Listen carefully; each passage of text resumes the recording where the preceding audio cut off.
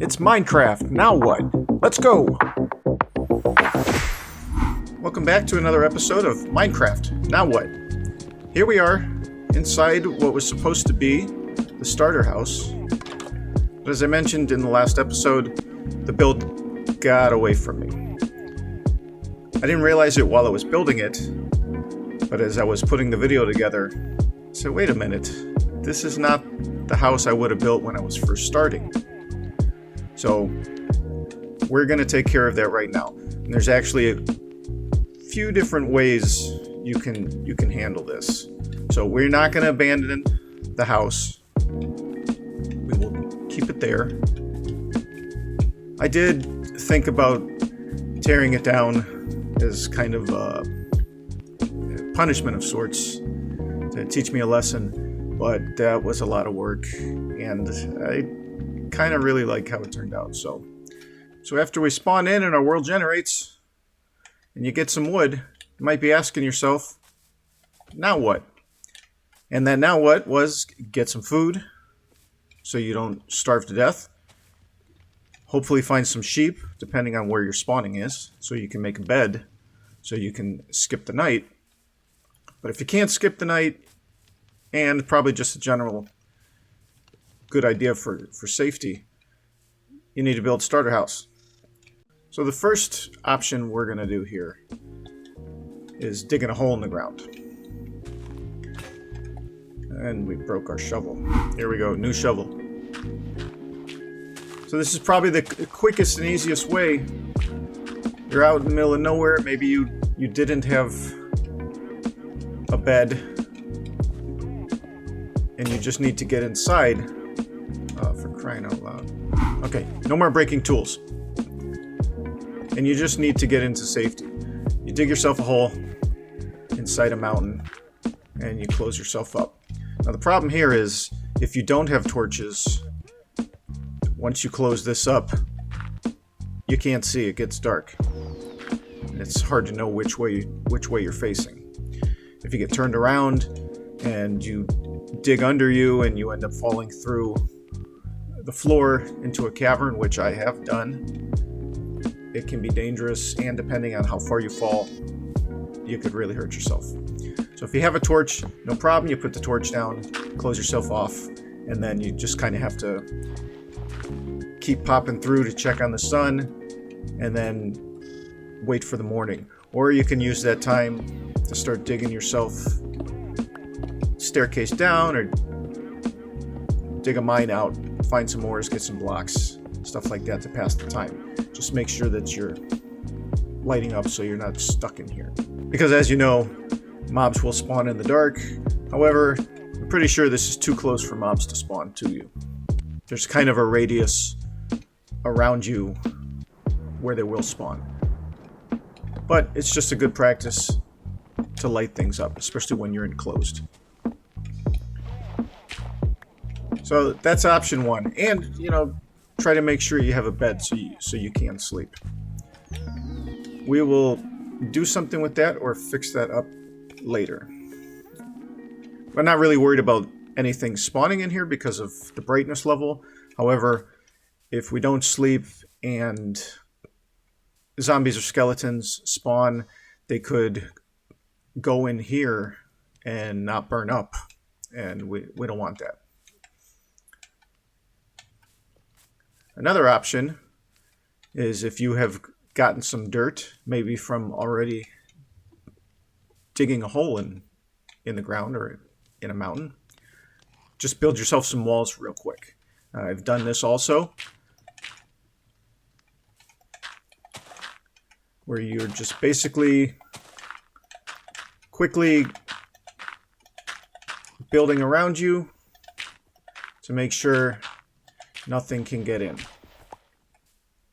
So mobs cannot jump over 2 blocks, so this would be safe. However, since you have to be careful building next to another block, because they can just come up here and get inside. So if we were to just take these blocks out, now this 2 block high wall is safe.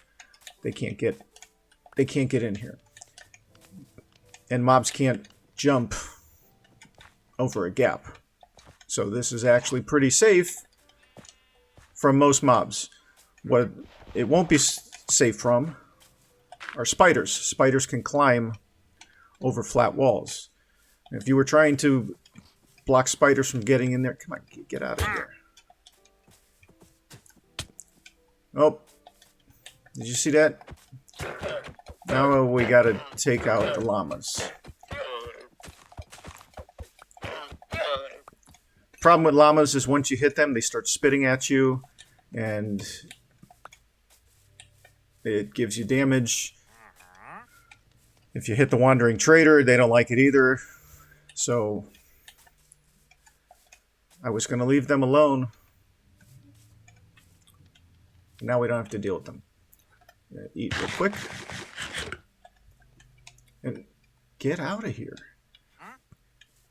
So if you wanted to stop spider spawns also, you just build up another layer and you put a ledge like that. So the spiders, they would climb up to that second block, but they can't get over that little ledge. But spiders aren't too difficult to deal with, so even if you had a spider come into your dirt hut in here, it's not too bad. Now the benefit of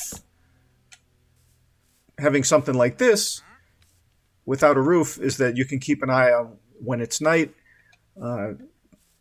And if you can't sleep because you're surrounded by mobs, they can't get in to get you. You can deal with the spiders if they crawl over. And you can keep an eye on the sky. Another option, if you're not interested in having to fight spiders, is put a roof on. And then kind of what we did in the side of the mountain. Close yourself off. Hopefully you have a torch so it's not dark in here, because it's dark. And then you pop a hole. Now, most mobs will not be able to get in here. Now, the problem with creepers is if a creeper walks up and stands here and sees you and you're only this far away, it can still trigger and blow up.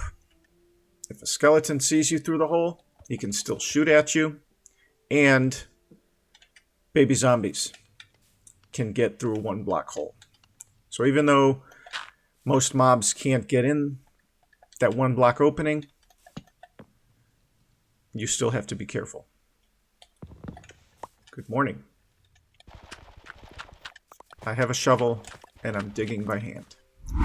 So if you're in a hurry and you just need to get some walls put around you and you have the blocks, go ahead and just build yourself 4 walls 2 blocks high, and don't worry about the ceiling. Just make sure that you're not near another block where mobs can climb and drop down inside you. So these are just quick temporary options to get you through the first nights.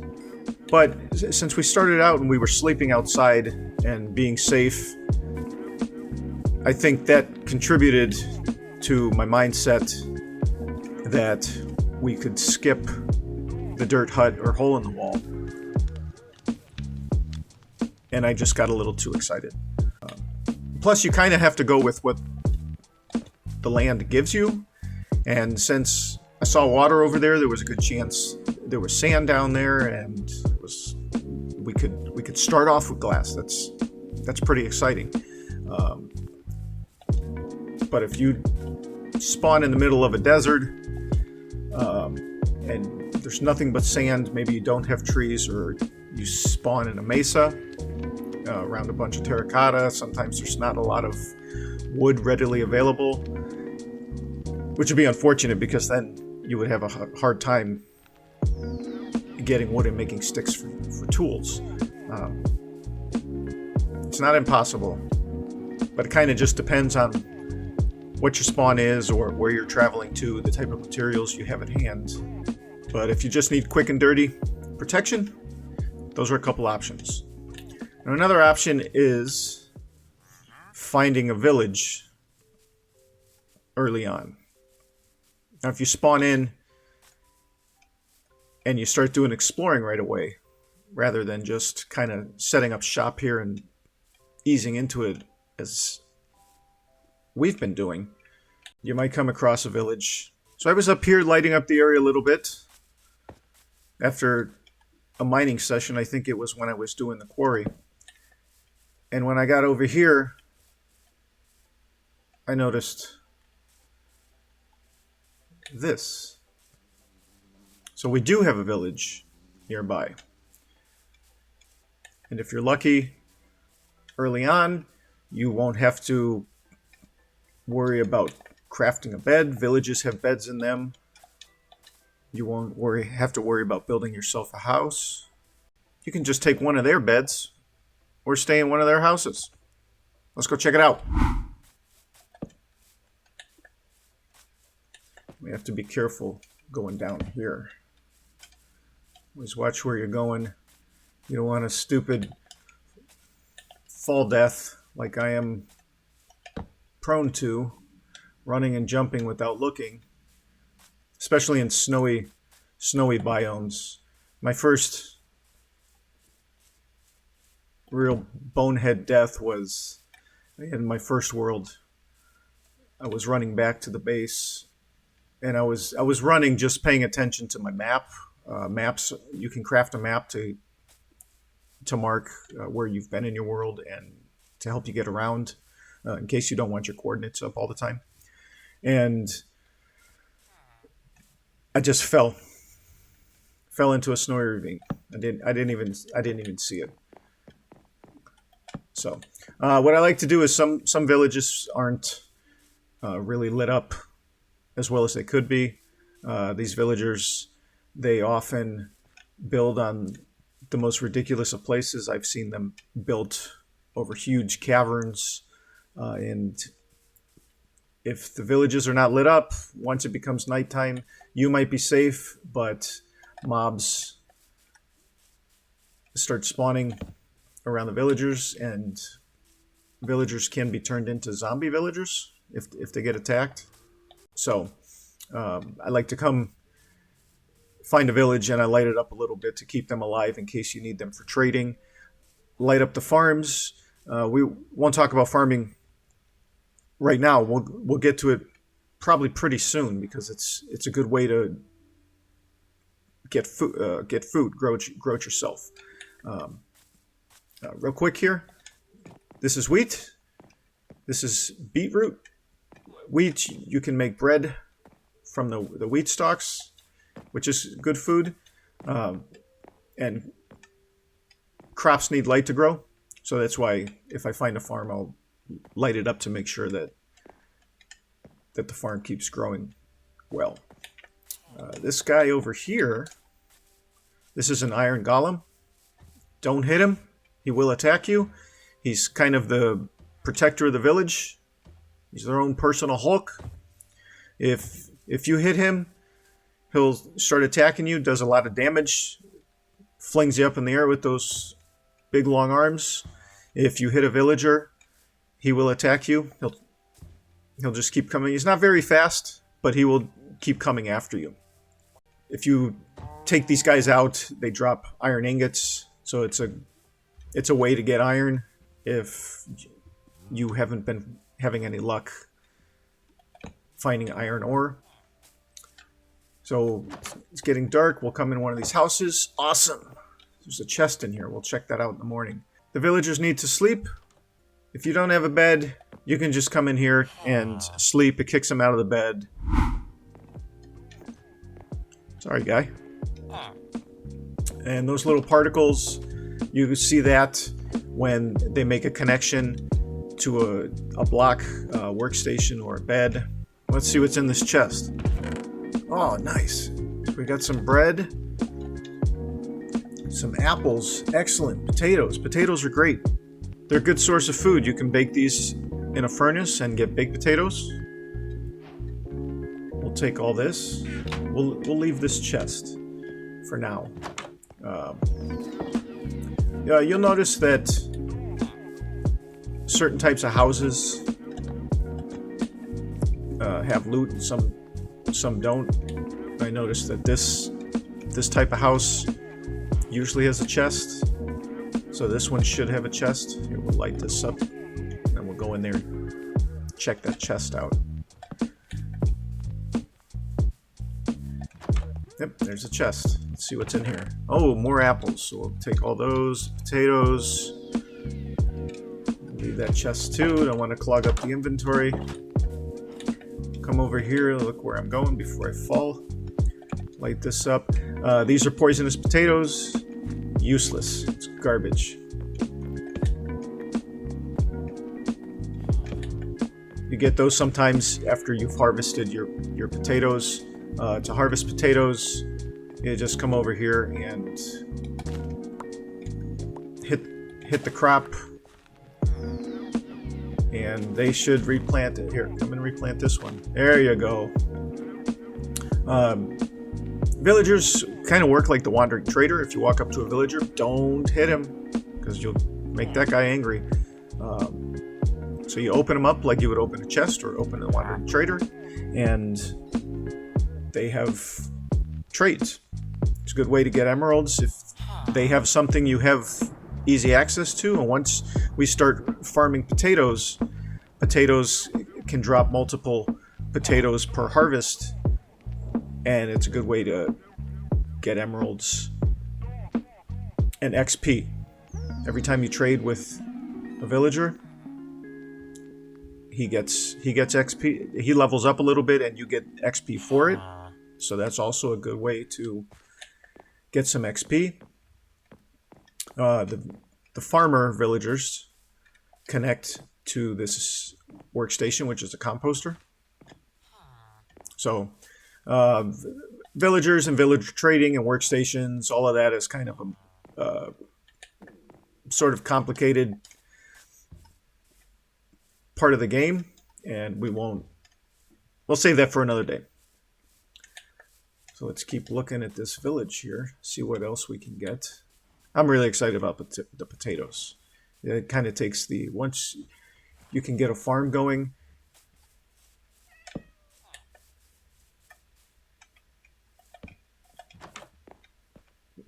kind of takes the stress off of worrying about where you're getting food once you can bake some potatoes. These little houses often don't have,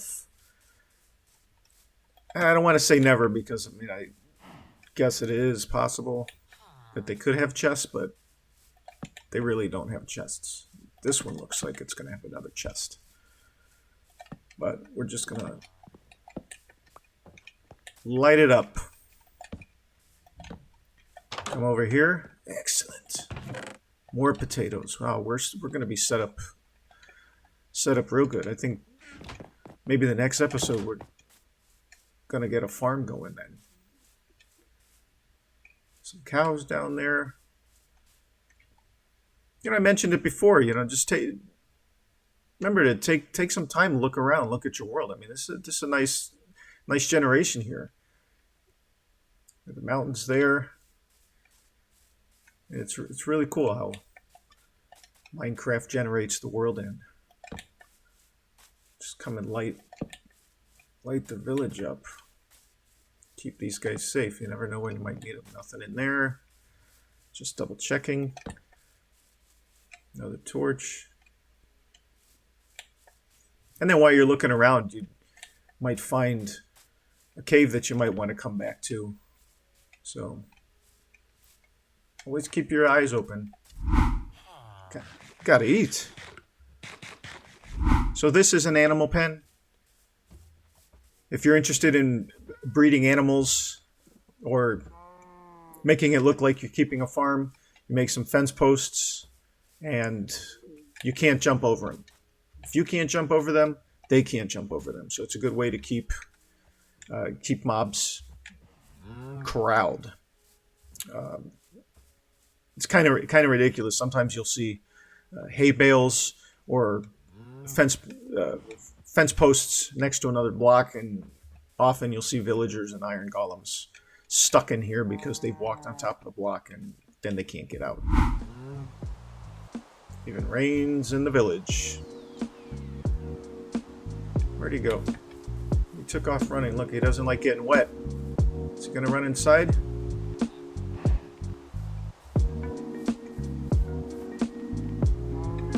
What are you, made of sugar? It's just water. So I think we checked all the houses here. I'm gonna head back to the base, and I'll see you over there.